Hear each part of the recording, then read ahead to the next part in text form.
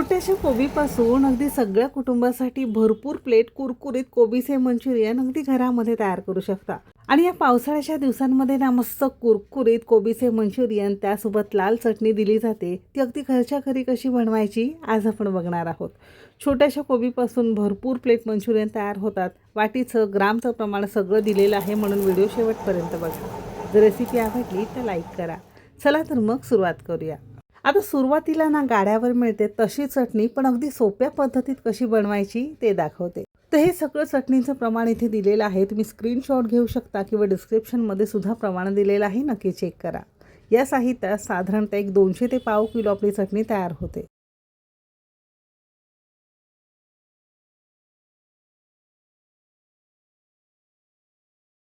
तर सोप्या पद्धतीत मंचुरियन बरोबर खाल्ली जाणारी चटणी बनवण्यासाठी मिक्सरच्या भांड्यामध्ये 5-6 हिरव्या मिरच्या तोडून घातलेल्या आहे। आवडीप्रमाणे कमी अधिक करू शकता। एक 15 ते 20 लहान लसणाच्या पाकळ्या घेतलेल्या आहेत, मोठ्या असतील तर थोड्याशा कमी करू शकता।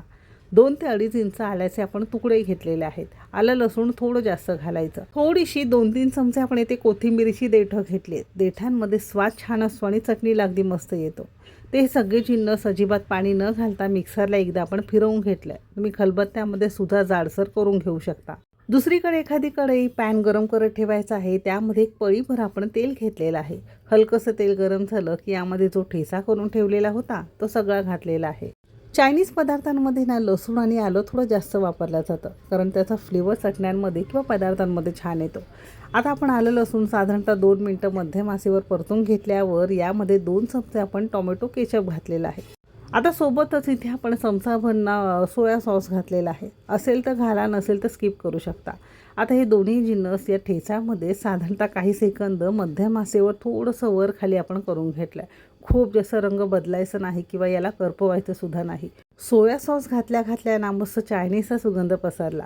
आता यामध्ये अगदी पाव चमचा किंवा चवीपुरतं मीठ घालायचं, कारण सोया सॉसमध्ये सुद्धा मीठ असतं।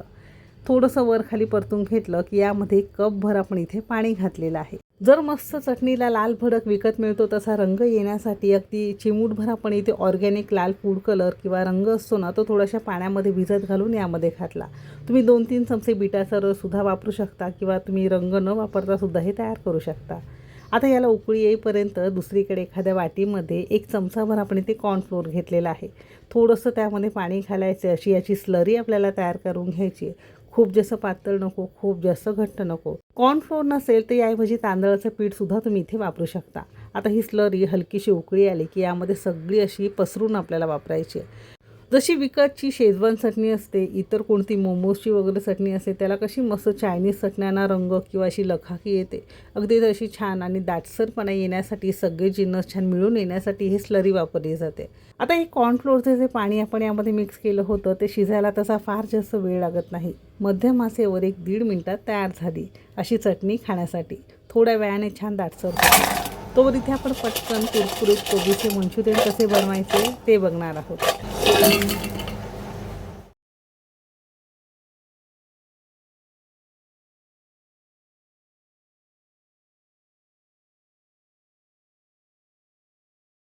कुरकुरीत कोबीचे मंचुरियन बनवण्यासाठी साधारणतः 350 ते 400 ग्राम प्रमाणात असा हा लहान आकाराचा आपण कोबी घेतलेला आहे।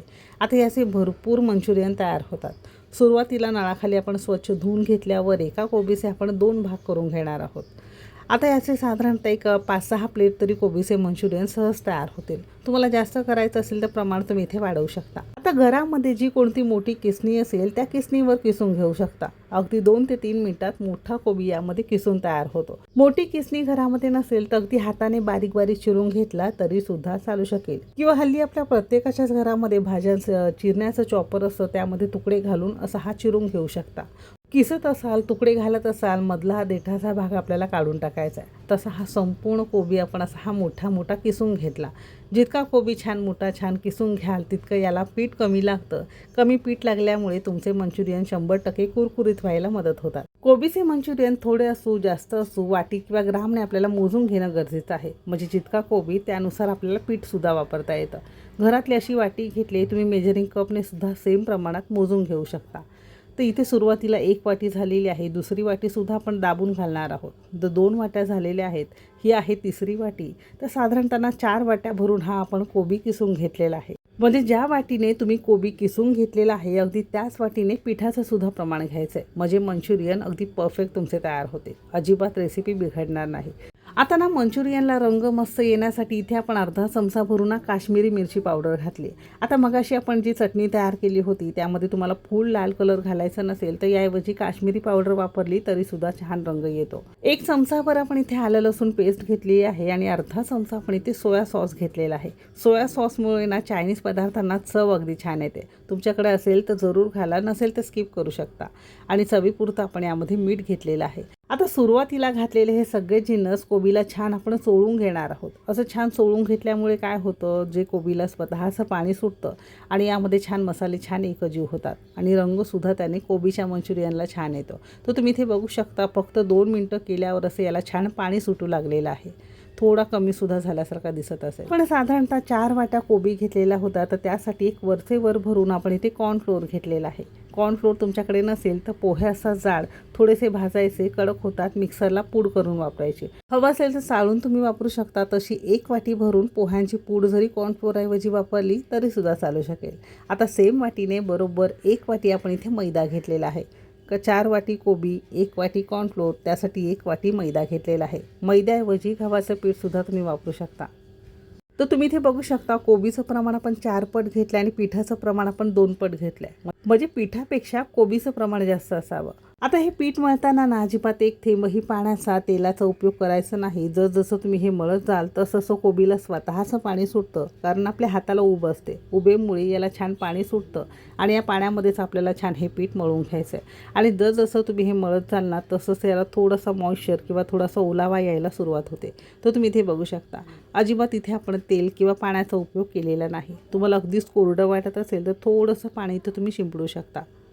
तसं हे पीठ आपलं मंचुरियन बनवण्यासाठी तयार झालेलं आहे. अजिबात भिजत वगैरे ठेवायचं नाही. पटकन मंचुरियन बनवायला सुरुवात करूया. आणखीन एक महत्त्वाची टिप, आता घरामध्ये लोखंडी भिड्याची कढई किंवा असं भांडं वगैरे असेल ना त्यामध्ये शक्यतो मंचुरियन तळून घ्या, कारण यामध्ये छान कडक आणि कुरकुरीत होतात. आता मंचुरियन नक्की कसं घालायचं ते सुद्धा बघणार आहोत. तर हात सुरुवातीला थोडासा ओला करून घ्यायचा. आता मंचुरियनच्या गाडीवर तुम्ही बघत असाल असे मोठे मोठे पिठाचे उंडे घेतले जातात आणि हातानेच असे छोटे छोटे घातले जातात. तुम्ही असं सुद्धा करू शकता.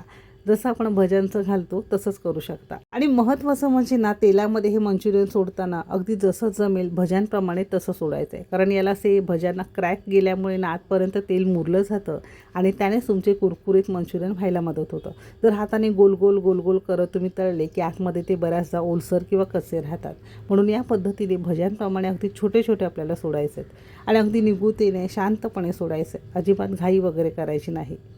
आणखीन एक महत्त्वाचं म्हणजे हे मंचुरियन तळण्यासाठी तेल मोठ्या आचेवर छान कडकडीत धूर येईपर्यंत आपल्याला गरम करून घ्यायचं आहे. म्हणजे तुमचे मंचुरियन अजिबात तेलकट होणार नाही.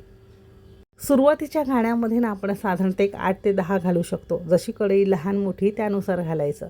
मंचुरियन छान झाले की असे हे तेलावर तबंगू लागतात, तर बाजू आपल्याला उलटून घ्यायची. पहिलाच घाणा आहे तो, याचा रंग तुम्ही बघू शकता अगदी मस्त आलेला आहे, कुरकुरीसुद्धा झालेला आहे. एक 3 ते 4 मिनटं आपण हे मस्त तळून घेतलेलं आहे. आणि एक महत्त्वाची अशी गोष्ट, हे मंचुरियन कोबीचे जे असतात खूप साध्या पद्धतीत कमी साहित्यात तयार होतात. उगाच यामध्ये वेगवेगळ्या भाज्या वगैरे घालत बसू नका, वेगवेगळी पिठं वगैरे घालण्याची गरज लागत नाही. अगदी कमीत कमी साहित्यात असे हे कुरकुरीत मंचुरियन आपले तयार होतात. आता जर तुम्हाला हे तळणीचे मंचुरियन आवडत नसेल तर सेम पिठाचे छोटे छोटे पराठे किंवा थालीपीठाप्रमाणे थापून तव्यावर थोडंसं तेल वगैरे घालून तुम्ही भाजूनसुद्धा खाऊ शकता. मुलांच्या डब्यालासुद्धा देऊ शकता. तेल थोडंसं जास्त घालून मस्त खरपूस भाजून घेतलं की अगदी मंचुरियनच्या चवीचा तुमचा थालीपीठ किंवा पराठा तयार होतो. रंग बघू शकता किती सुंदर आलेला आहे. अजिबात तेलकट तुम्हाला इथे हे मंचुरियन दिसत नसेल. कुरकुरीत आणि खुसखुशीतसुद्धा झालेले आहे.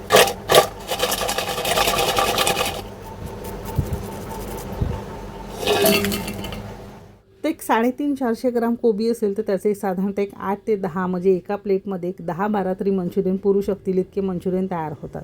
तर अगदी घरच्या घरी इतके कुरकुरे सोपे आणि झटपट होणारी रेसिपी असेल तर विकतचं उगाच कशाला जाऊन खायचं. घरामध्येच असे हे कुरकुरीत मंचुरियन तुम्ही सुद्धा नक्की ट्राय करा. तर गाड्यावर मिळणारे कुरकुरीत मंचुरियन आणि चटणी तुम्हाला कशी वाटली कमेंट करून नक्की सांगा. जर रेसिपी आवडली असेल तर लाईक करा. चॅनेलवर नवीन असाल सबस्क्राईब करा. अजून तुम्ही कुकिंग तिकीट मराठी चॅनेलला सबस्क्राईब केलं नसेल तर सबस्क्राईब करून बाजूचं बेल आयकन नक्की क्लिक करा. इथपर्यंत रेसिपी बघितल्याबद्दल सगळ्यांचे मनापासून आभार. चला तर मग भेटू एक मस्त आणि जबरदस्त रेसिपीसोबत. तोपर्यंत मस्त खा आणि स्वस्त रहा.